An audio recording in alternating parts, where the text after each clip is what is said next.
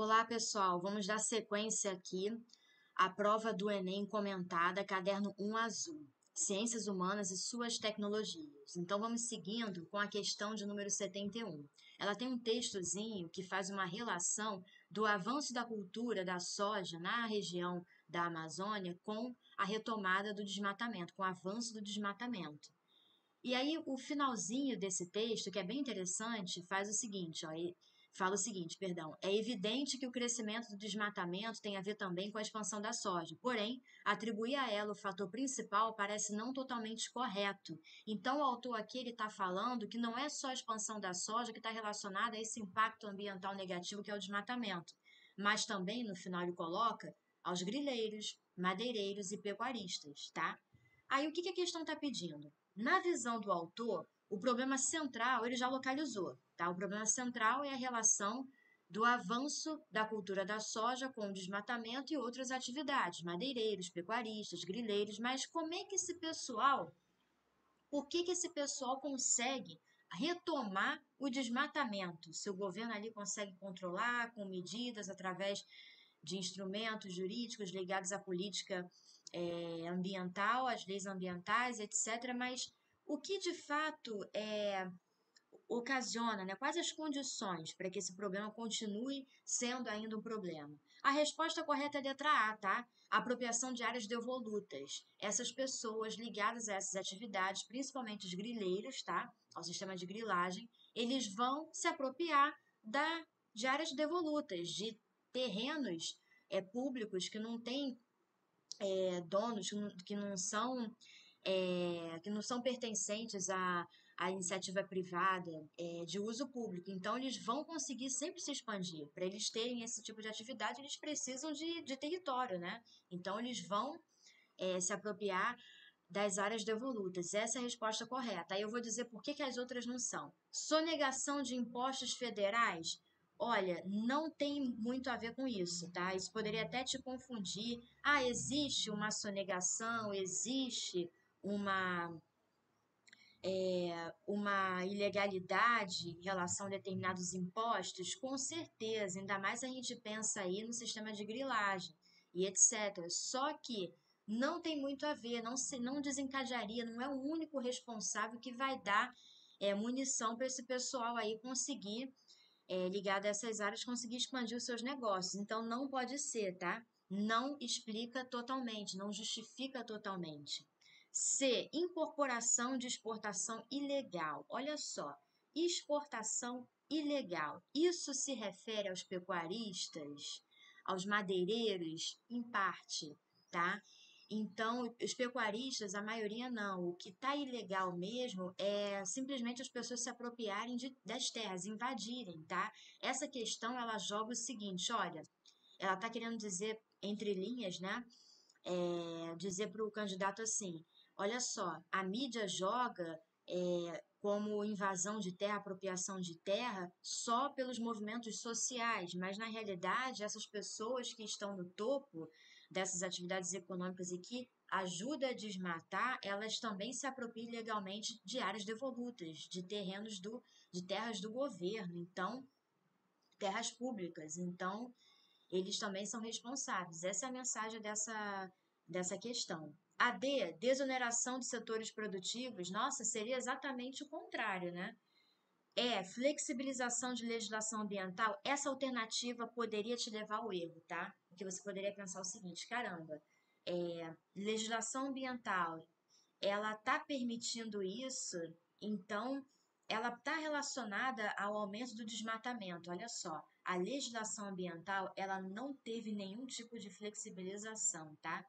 O que é infelizmente ilegal, não vou dizer flexível, o que é infelizmente ilegal é a apropriação dessas áreas que não deveriam ser apropriadas e de outras áreas também, tá? Isso aí tem a ver com expansão do território para essas atividades. Então, não poderia ser. Uma coisa é o cumprimento, é você não cumprir com a legislação ambiental, mas a legislação ambiental ela não é flexível. Gente, a gente teve COP26, a gente vem tendo encontros relacionados ao meio ambiente. Para um país flexibilizar uma legislação ambiental, vai pegar muito mal externamente, tá? Então, resposta correta, letra A, e vamos seguindo.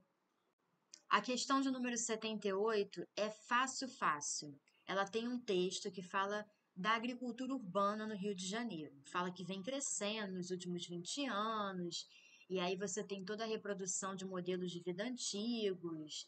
Aí aqui você tem o acesso ao plantio, à alimentação, você tem uma redução do percurso da cadeia produtiva, a relação com a alimentação, com o plantio, acabou se transformando de forma positiva, tá? E aí vamos ao que interessa. A gente entende que a agricultura urbana vai ser a atividade da agricultura sendo praticada nos meios urbanos. Aí a pergunta é a seguinte: a prática agrícola destacada no texto apresenta como vantagem no espaço urbano? Gente, letra A é a resposta correta. Ocupação de lugares ociosos, tá? Você vai ter lugares que não vão ter nenhuma utilidade, mas você, uma comunidade se organizando, ou até mesmo uma cooperativa, podem com certeza produzir vários alimentos, fazer hortas comunitárias e etc, etc. Bom, por que não pode ser a B? Densificação da área central. A expansão da área central de uma cidade tem a ver com a agricultura urbana? Não. Tem a ver com a atividade da especulação imobiliária, do aumento populacional, enfim, outras questões. Não tem nada a ver com a agricultura urbana. Então, corta. C. Valorização do mercado externo. Ah, então a gente tem uma valorização do mercado externo com a agricultura urbana, feita assim em hortas. Não, não tem nada a ver, porque o mercado externo ele vai estar voltado para a plantação da soja, para a pecuária. Então, essas hortinhas não tem nada a ver, tá? Então, corta. D. Priorização de insumos químicos? Não, porque essas comunidades, geralmente, a agricultura urbana, elas não vão ter acesso a insumos químicos com maior facilidade, seja através de preços também e etc., ou por outros motivos. Isso é muito ligado à atividade da soja, então não pode ser.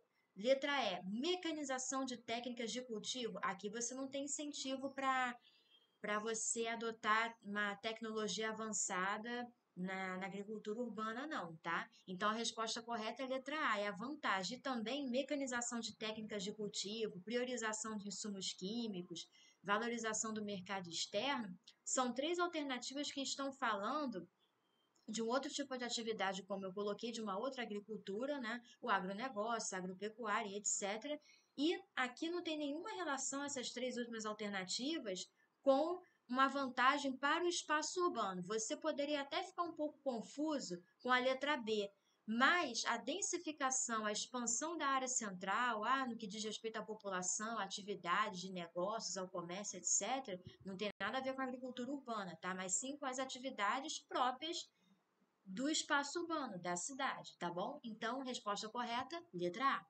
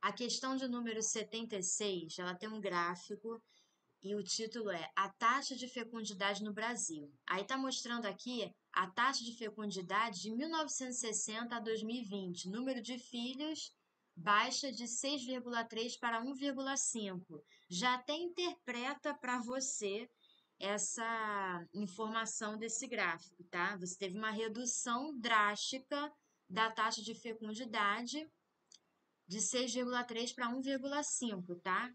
Pegando exatamente esse período, de 1960 a 2020. E se manteve, e a projeção é se manter baixa. Bom, o que está pedindo aí? Questão super fácil, molinha, molinha. Qual fator foi determinante para a mudança do indicador apresentado no gráfico? Por que a taxa de fecundidade diminuiu? Letra A. Flexibilização legal da prática de aborto? Nossa, de forma alguma, tá? O aborto ele não vai interferir drasticamente na taxa de fecundidade de um país. E também o aborto não é legalizado no Brasil, tá? Então, além de outras questões religiosas ligadas a essa prática, então pode desconsiderar, tá? Seria impossível. B. Envelhecimento da população brasileira. Tem a ver o envelhecimento da população brasileira com a taxa de fecundidade, aumento do número de idosos e a taxa de fecundidade ela se reduz? Não, não tem nada a ver, tá? Completamente fora de contexto também. C. Crescimento dos casos de gravidez precoce. Caramba, olha só, a gravidez na adolescência, que essa alternativa está dizendo, ela não é suficiente para falar de uma população inteira, uma população feminina brasileira inteira. Então, pode desconsiderar. D. Participação feminina no mercado de trabalho. Essa é a alternativa correta. Nunca se esqueçam. A taxa de fecundidade, ela vai sempre se reduzir e vai ter como justificativa a inserção da mulher no mercado de trabalho. A partir disso que ela vai se reduzir drasticamente, porque o papel, o comportamento da mulher, a cultura, o letramento, a necessidade de se ter também mais uma pessoa provedora do lar também, fora os casos também da mãe solteira, da única chefe ali de família, é que vai diminuir a taxa de fecundidade também. Então, a gente já até comentou no início do vídeo, no início da prova, tinha uma questão parecida com essa, tá? Que era, parecia até uma questão de literatura sobre isso. Tá vindo um carro de som, não se desconcentre. Letra E, diminuição dos benefícios da licença maternidade não tem nada a ver, tá? E também isso não aconteceu. Então a resposta correta é a D, super fácil. E esse gráfico aqui, ele já coloca a informação que você deveria já interpretar. Eu, como professora, não colocaria essa informação, deixaria o aluno interpretar por ele mesmo. Então vamos seguindo. Questão de número 88. Aqui tem um texto do Milton Santos e como eu sempre falo, nossa, como Milton Santos cai em concurso, principalmente Enem. Então leiam mesmo Milton Santos, principalmente o livro Por uma Outra Globalização. Eles adoram esse livro, tá? E aí o que esse texto está dizendo? Concorrer e competir não são a mesma coisa. Milton Santos falando aqui. A concorrência pode até ser saudável, sempre que a batalha entre agentes para melhor empreender uma tarefa e obter melhores resultados finais exige o respeito a certas regras de convivência pré-estabelecidas ou não.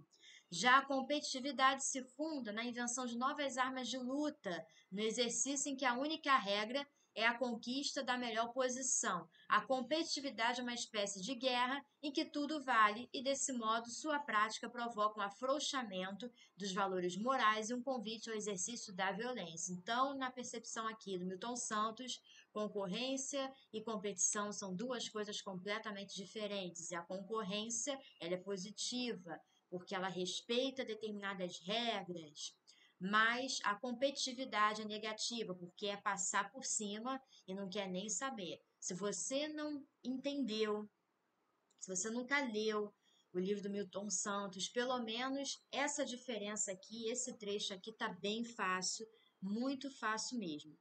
É só você entender essas diferenças que ele faz entre essas duas palavras, concorrência e competitividade. Só que eu, como professora, eu não gostei dessa questão. Eu acho que eles poderiam ter trabalhado o lado mais social, o lado do mercado financeiro. Eu não gostei da forma como essa questão foi construída, tá? Enfim, mas vamos ao que interessa.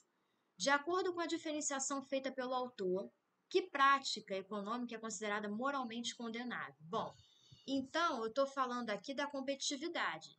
Ele diferenciou concorrência e competitividade. Então, se a competitividade ela é negativa, então vamos ver o que seria moralmente condenável. E de cara é a resposta é a alternativa A, a adoção do dumping comercial. Por quê? O que é isso? É você vender no mercado um preço para exportação muito abaixo do seu custo. Então, isso vai causar uma concorrência desleal, vai ser uma concorrência muito injusta, porque se você coloca um preço muito abaixo do que ele realmente do que realmente foi para que realmente ele custou para ser produzido, então você está fazendo ali uma concorrência ali desleal com os outros. Então a resposta correta é a letra A, tá? B, fusão da função administrativa. Nada a ver, não dá nem para explicar por que essa alternativa seria a resposta correta ou errada. Não tem cabimento. C, criação de holding empresarial. Não, não seria isso, tá? Porque aí você está falando vamos botar aí, da administração, de gerência, né? Quem é técnico administrativo, que trabalha com empreendedorismo, a parte empresarial, entende isso melhor do que eu, explicaria até melhor do que eu, mas eu diria assim, a forma de organização da empresa. E não necessariamente ser negativo, tá? Isso não é moralmente condenável, tá? D, limitação do mercado monopolista. Isso poderia te confundir legal. Por quê? Porque olha só, a gente vê o mercado monopolista como algo assim. Não, peraí, como algo negativo. Poxa, o mercado monopolista, né, monopólio, etc. Mas olha só, muito vago. Limitação do mercado monopolista. Que limitação é essa? Limitação do que necessariamente? Não diz, não está claro. Então não pode ser, tá? Não necessariamente uma alternativa vai estar, digamos assim, certa, no caso assim, não certa, mas errada por colocar um conceito errado, mas simplesmente por falar algo sem sentido, que é o caso dessa alternativa e de muitas outras que a gente viu anteriormente. A letra E, modernização da produção industrial, nada a ver, gente, moralmente condenável de forma alguma. Agora, se colocasse os efeitos disso, negativo, por exemplo, flexibilização da legislação trabalhista, ainda assim não seria porque a gente está falando de concorrência e competitividade. Então, a resposta correta, letra A. Vamos seguindo. A questão de número 89, ela é a penúltima questão da prova e a última que a gente vai comentar aqui, tá? Lembrando que a maior parte das questões que a gente pulou são questões que elas não são assim que exigem muito conteúdo do aluno, tá? É mais interpretação de texto, questões voltadas à discriminação racial, a parte de migração, muita interpretação de texto mesmo. Então, eu achei que seria um pouco cansativo comentar toda a prova, porque não foi uma prova muito conteudista, tá? Bom, vamos lá. Aqui nessa questão de número 89, a gente tem três mapas mostrando o seguinte: uma simulação de mudança da temperatura média anual em relação ao período pré-industrial em três cenários de aquecimento global, tá? Então, eles colocam aqui o aumento da temperatura: 1,5 graus Celsius de aquecimento global, 2 graus Celsius de aquecimento global e 4, tá? Aí mostrando as partes onde você vai ter esse vermelho aqui mais quente, onde vai ficar mais quente, e beleza, a gente vê aí o continente africano, América do Sul e etc. Bom, a segunda parte, simulação de mudança da pluviosidade média anual em relação ao período pré-industrial em três cenários de aquecimento global. Então, olha só, a gente tem o aumento da temperatura, tá? Em que parte a gente vai ter a redução da pluviosidade média anual? Aí, com 0,5 graus Celsius de aquecimento global, a gente vai ter a maior parte do Brasil, a parte sul do continente africano. Em 2 graus Celsius, a gente vai ter a parte ainda sul do continente africano, uma parte que já aumentou aqui do Brasil, e 4 graus Celsius a gente vai ter um aumento no continente africano, na parte sul, a gente vai ter ali parte ali da Europa também, que eu não citei nos outros, mas a gente tem, e na Oceania, né? Bom, beleza. Então, não precisa assim ter muitas interpretações a respeito desses mapas. O que que a questão está pedindo? Ela é bem fácil, está passando um carro de som. Desculpe. Qual medida é capaz de minimizar as mudanças apresentadas nas simulações? Aquecimento global tem a ver com o quê? Um efeito estufa, que é um fenômeno natural, mas que a gente só intensifica esse fenômeno natural pela emissão de gases poluentes, tá? Então, vamos lá.